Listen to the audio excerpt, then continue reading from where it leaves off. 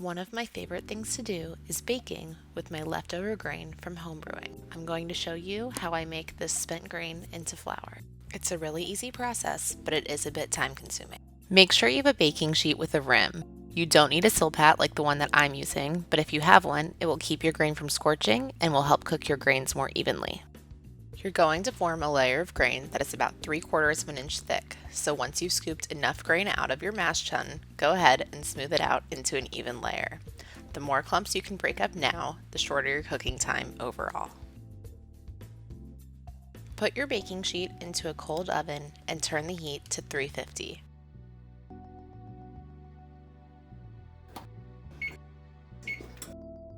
As soon as the oven hits 350, remove the grain and stir it.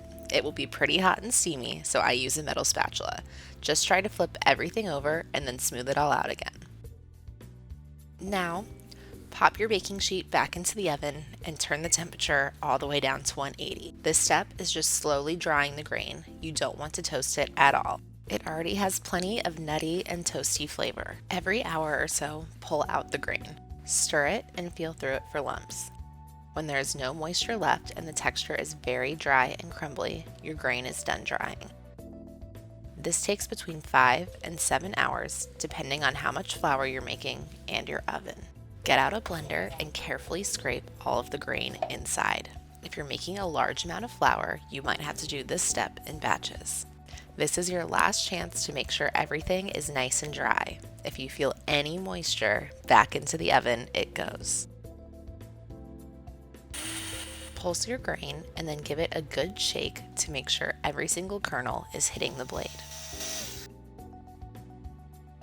Your flour will start to look like this, almost like tiny strings or sticks. You are not done here. These sticks do not break down during the baking process and they are not pleasant in your mouth. Back to the blender until you get a nice powdery texture like this.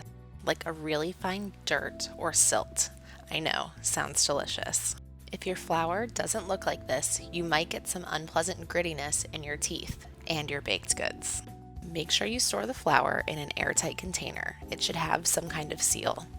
If you aren't going to go through it quickly, store your flour in the refrigerator or freezer to keep it fresh for longer. If you have any questions while making your spent grain flour, you can always find me at Beers with Mandy.